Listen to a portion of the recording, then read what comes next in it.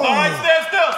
Another clean shot. Yeah. Fair blow. Yeah. Blackburn stumbling, and look at that. It's like he's doing the DUI walk right now. All right, stand still. Another clean shot. Yeah. Fair blow. Yeah. Blackburn stumbling, and look at that. It's like he's doing the DUI walk right now. Et donc, c'était en fait l'autorité papale, c'est-à-dire l'autorité de l'ONU, mais là, l'autorité de l'ONU au sens pouvoir divin, que l'ONU, c'est le pouvoir humain avec l'oligarchie derrière, en arrière-fond, c'était l'autorité divine via le pape qui disait « tu arrêtes mon coco de faire le con », et Philippe Auguste a été obligé d'obtempérer, parce qu'il y avait le peuple était délié de son droit d'obéissance à l'égard du chef d'État, à l'égard du roi de France. Et 1789, c'est une date absolument colossale dans l'histoire de la France et du monde, car c'est ça qui a permis de faire en sorte que les lois divines qui doivent structurer les lois de la nature, eh bien, elles sont jetées à la poubelle. Alors, ça ne se fait pas comme ça d'un coup, parce qu'il y a une inertie, les peuples étant encore imprégnés, mais au fil du temps, des générations, peu à peu, on a pu établir des mesures libérales. Ah ben maintenant, c'est à tombeau ouvert. On n'a pas encore officialisé en France la zoophilie, mais ça va venir. Et je précise une chose, il y a une logique dans le mal. À partir du moment où 1789 coupe les liens avec le ciel, c'est que le principe de 89 font que l'homme est sa propre loi, sa propre référence. Eh bien, à partir du moment où je suis le supérieur suprême, eh ben, n'importe quel être humain qui a une préférence pour les chèvres, eh ben, vas-y mon gars, tant qu'il ne gêne pas son voisin. C'est-à-dire que c'est la porte ouverte à n'importe quoi. C'est ça, c'est ça. À partir du moment où l'homme est sa propre loi et qui ne gêne pas par son action son entourage, parce qu'au nom de la liberté de chacun, eh bien, c'est la porte ouverte. Et donc, en fait, à cette époque, c'était pas possible parce que je vous dis, les esprits étaient trop imprégnés de principes catholiques, donc ça bloquait, mais ça a fondu comme neige au soleil, et déjà fin 19e, le divorce, et 20e siècle, tout ça s'est accéléré, et je rappelle, et j'arrête là, vous avez, et ce sont les pires, vous savez, quand on s'intéresse à un homme politique, en fait, il faut toujours, pour n'importe qui, mais en l'occurrence pour un chef d'État, s'intéresser à son éducation. Les François Hollande, les Nicolas Sarkozy, c'est pas éduqué, ça poussait comme de l'herbe sauvage. Bon, les Macron, n'en parlons pas. Mais il y a un homme éduqué, classique, vieille France, qui est arrivé au pouvoir en 1944, c'est Charles de Gaulle. C'est ça qu'on ne dit jamais. De Gaulle était d'abord un homme issu de l'esprit français classique. Son père, Henri de Gaulle, lisait l'Action française, qui condamnait, je cite l'Action française, parce que je dis d'avance que c'est pas moi qui le dis, hein, les juifs, les francs-maçons, les protestants et les métèques. C'était les quatre termes. Les quatre États confédérés. Et oui, les quatre États confédérés. Donc le jeune Charles, il a baigné dans cette ambiance. Et pour avoir le pouvoir, eh bien, il fallait rétablir les principes de 89. Et parce que les anglo-saxons n'auraient jamais accepté un retour dans une situation d'avant 89. Et la franc-maçonnerie qui avait été condamnée par le régime de Vichy a été rétablie par De Gaulle par une ordonnance du 15 décembre 1943 en liaison avec Michel Gramont-Duménil qui était le grand maître de la Grande Loge de France et qui était appelé, je cite, le maçon de Gaulle. Et c'est ça qui a fait que De Gaulle a rétabli l'échiquier maçonnique issu de 89, qui a à nouveau empoisonné la jeunesse française, et c'est la jeunesse française empoisonnée de mai 68 qui l'a foutu à la porte. L'arroseur a arrosé. Et depuis, ça n'a fait que s'accélérer dans la chute. Non. Mais elle n'était pas à 100% française, la jeunesse de mai 68. En oui, tout cas, je parle de la jeunesse.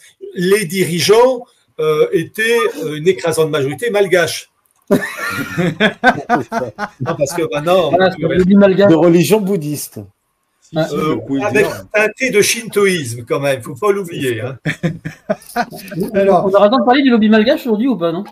Ah, les malgaches, les malgaches, faut faire gaffe. Hein. Moi, je n'ai pas de problème. Moi, les malgaches. Je voulais parler rapidement. Donc, Pierre, vous ne le savez pas encore. Moi, je suis d'origine turque. Je suis arrivé en France dans les années 80. juste quelques années avant le bicentenaire de 1789, donc juste avant 1989, et j'étais déjà curieux à l'époque. Oui. Je me rappelle quand on me présentait la Révolution française comme une révolution, moi je le voyais un peu d'un œil extérieur. Du coup, en plus de tout ce qu'on voyait à l'école, je regardais un petit peu de mon côté et en fait je voyais à l'époque de la monarchie un propriétaire terrien, un bourgeois qui répudiait un serf était obligé de lui donner suffisamment de lopin de terre pour faire subsister sa famille, ce qui n'existait plus après la Révolution. Et rien qu'en voyant les lois Le Chapelier, je me rappelle, j'ai posé la question à la maîtresse à l'époque, je dis mais je comprends pas maîtresse. Donc avant un propriétaire terrien qui répudiait un serf était obligé de lui donner un lopin de terre. Donc c'est levé après la Révolution et les lois Le Chapelier empêchent les organisations, les syndicats et ça c'est censé être une avancée pour le peuple. Et elle m'a regardé, elle m'a dit ouais. Un dogmatisme. Et du coup après par contre j'ai plus pu poser aucune question. Je me rappelle très bien. Eh oui, en fait, c'est une régression. Et ne jamais oublier que si le marxisme a pu s'enraciner au XIXe siècle, c'est que la classe ouvrière était exploitée par une bourgeoisie d'esprit voltairien. Sauf exception, vous trouverez toujours des bourgeois tout à fait intègres, mais ils étaient malheureusement minoritaires. Et que ça... Et oui, le rôle des malgaches à l'époque. Et enfin bref, tout ça pour dire que, en fait, 89, c'est une régression. C'est une régression. Le fait de faire travailler des enfants dans les mines au XIXe siècle, c'était impensable et impossible avant 89. Comprenez, il y a les hommes, il y a les lois. Les lois divines limitent la casse et empêchent que la nature humaine, ses défauts et ses instincts bas, déraillent. C'est ça. Et ce volant de sécurité, là, c'était en 89, et plein pouvoir pour une oligarchie. Et après, Bonzo.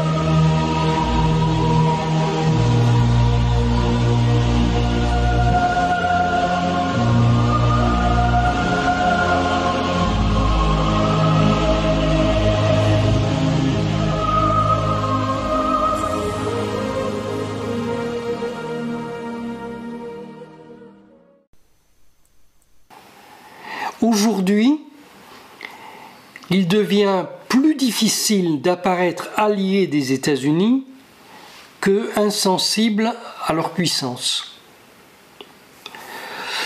Donc, le monde ancien est mort.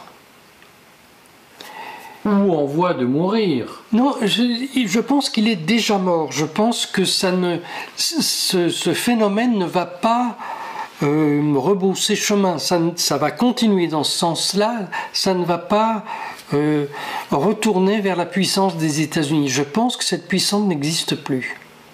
La puissance politique. L'empire américain n'existe plus. Même si en Europe on continue à lécher les bottes des États-Unis. Mais dans le reste du monde, ça ne marche plus. C'est maintenant ou jamais. C'est maintenant ou jamais. Vraiment, il est temps maintenant plus que jamais de nous aligner. Car l'histoire retiendra de vous finalement ce que vous avez été en ce moment fatidique. L'histoire et au-delà de l'histoire, la manifestation de l'existence tout entière, toute la création, les 7 cieux, le temps et l'espace, les anges, les suhuf, les tablettes sur lesquelles tout est inscrit, retiendront ce que vous avez été et ce que vous avez constitué en cette période cruciale de l'humanité. dans ma réalité profonde? Quelle énergie j'apporte réellement sur le terrain? Par ma vibration spirituelle, par ma vibration existentielle? Est-ce que je contribue par mes péchés à l'avancée des forces du mal, ou est-ce que je contribue à la victoire de la lumière sur l'obscurité? Nous devons réellement nous poser ces questions aujourd'hui. Et nous devons être totalement honnêtes avec nous-mêmes. Il n'y a plus le temps en fait.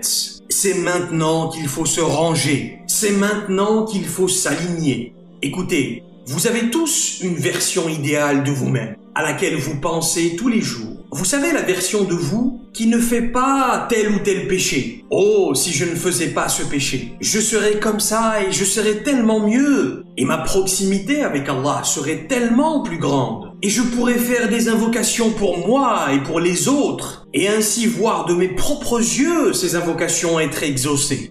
Cette version de vous-même, c'est maintenant qu'il faut la devenir. Pas dans 10 ans, pas dans 1 an, pas dans 1 mois, maintenant. Le moment est venu pour chacun d'entre nous de montrer sa meilleure forme d'al-ubudiyatu ila Allah azza wa jal. Chacun d'entre nous doit exprimer sa meilleure forme d'existence et de servitude du Créateur divin. Il n'y a pas un péché que vous et moi pouvons encore continuer à pratiquer en cette période cruciale. Souvenez-vous, sur le papier, la victoire ira à l'ennemi, l'oppresseur impérialiste colonial, qui a de son côté le monopole de la puissance militaire, de l'avancée technologique sur son armement, mais aussi de la supériorité numérique. Car il ne s'agit pas seulement de l'armée sioniste, souvenez-vous. Vous avez tous leurs alliés avec. Et maintenant, vous pouvez même comptabiliser les pays arabes voisins. Ils sont supérieurs sur le papier, c'est-à-dire dans le monde matériel manifesté, et par conséquent, le seul espoir est que nous soyons supérieurs dans le monde spirituel métaphysique. Est-ce que vous comprenez l'équation? Vous devez réaliser aujourd'hui qu'il y a cette lutte permanente dans le monde de l'invisible entre l'énergie positive et l'énergie négative, entre la lumière et les ténèbres. Les guerres qu'il y a là-bas dans le monde invisible sont inimaginables. Et pour l'instant, ce sont les forces du mal qui prennent le dessus. Et cela est nécessaire et cela fait partie du plan divin. Car il va y avoir à un moment donné, un moment clé, une percée, un basculement. Et pour que cette percée se produise, les ténèbres doivent atteindre d'abord leur paroxysme. Écoutez attentivement. Cette percée se fera quand il y aura un soulèvement des consciences, quand il y aura suffisamment de conscience éveillée. Souvenez-vous, Inna Allah la yughayyiru ma biqawmin hatta yughayyiru ma bi anfusihim. Allah ne modifie pas l'état d'un peuple tant que les gens qui le composent ne modifient pas ce qui est en eux-mêmes. Maintenant, écoutez attentivement ce que je vais dire. Il doit y avoir sur Terre un certain nombre d'êtres entièrement alignés pour qu'Allah fasse descendre sa délivrance, pour qu'Allah intervienne directement. Autrement dit, pour qu'Allah libère les Palestiniens et tous les opprimés du monde entier de l'injustice, de la manifestation pharaonique de notre époque, alias l'impérialisme colonial sioniste. Il doit y avoir sur Terre un certain nombre d'êtres entièrement alignés avec leur lumière originelle, avec la vibration de la tradition primordiale, pour qu'Allah subhanahu wa ta'ala manifeste sur terre sa délivrance. De qui est-ce qu'on parle ici exactement? On ne parle pas de gourous illuminés et autres imposteurs 2.0. Non, tout simplement, il s'agit de musulmans, d'hommes et de femmes éveillés qui ont acquis les prescriptions spirituelles de base que sont les 5 prières quotidiennes et qui mettent en œuvre les recommandations divines et qui se tiennent perpétuellement loin des prohibitions divines, c'est-à-dire plus communément appelés les êtres qui mettent en œuvre le dépôt confié en cette fin des temps. Il doit y en avoir suffisamment sur Terre pour que cela se produise. Et c'est quelque chose qui est sur le point de se produire, Inch'Allah. Car le nombre nécessaire n'est pas si grand finalement. Vous devez réaliser que nous allons le vivre. Nous allons le voir de nos propres yeux. Ce dénouement final. Cette grande bascule qui mènera à terme, après les grands événements, à cette époque de l'âge d'or. Et quel gâchis alors de ne pas avoir été de ceux qui auront contribué à cette grande bascule. Et cela nous mène encore, pour conclure, à cette fameuse question, mais alors comment vraiment s'aligner? Je vous dis tout dans une prochaine conférence, Inch'Allah. Bismillahirrahmanirrahim. Wal asri inna l'insana lafi khusr illa alladhina amanu wa amilu salihat wa tawasaw bil haqq wa tawasaw bis sabr.